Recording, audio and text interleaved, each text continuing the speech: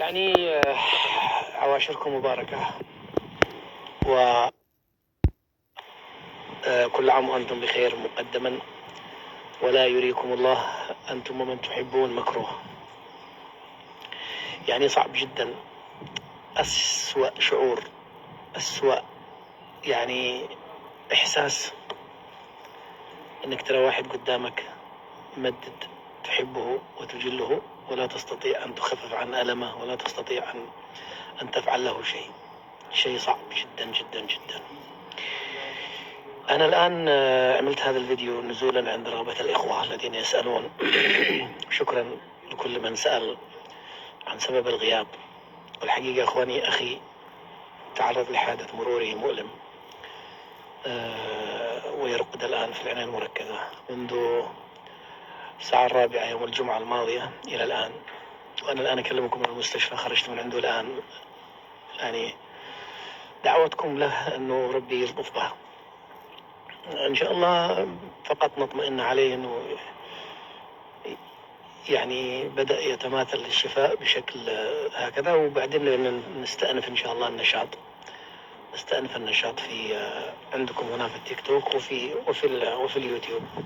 أنا توحشتكم والله، توحشتكم كلكم بالذات، لكن والله أن الوقت ضيق جدا. أنا في المستشفى بشكل دائم، وعياله هناك 2 هم عندي أنا يعني في أمانتي، وهو ممدود في مدينة غير المدينة الذي أنا فيها، لأنه نقلوا إلى مستشفى مختص، لازم أروح وأجي وأروح وأجي. لذلك الوقت ضيق جدا. أسألكم بالله في هذا اليوم وفي هذه الأيام المباركة أن تدعوا بالشفاء لأخي هلال. ادعوا له من قلوب صادقة وأنتم ساجدين وفي ساعات الإجابة. رجل نبيل، رجل طيب، رجل حبوب، كل الناس تحبه.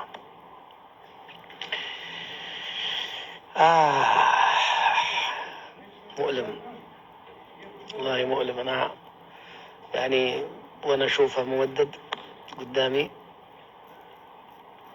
طبعا فاقد الوعي تماما، أتألم كثيرا، أتألم كثيرا كثيرا كثيرا، خصوصا أنه ما بيدي شيء أعمله له. تخيل ابنك، أمك، أبوك، أخوك، زوجتك تتألم قدامك، أو أخوك أو أي حبيب أو أي صديق لك يتألم ويتجرع له وأنت لا تستطيع أن تفعل شيء. أسألكم بالله تدعوا له بالشفاء، الله ينجيه إن شاء الله ويخليه لعياله وأمه وزوجته.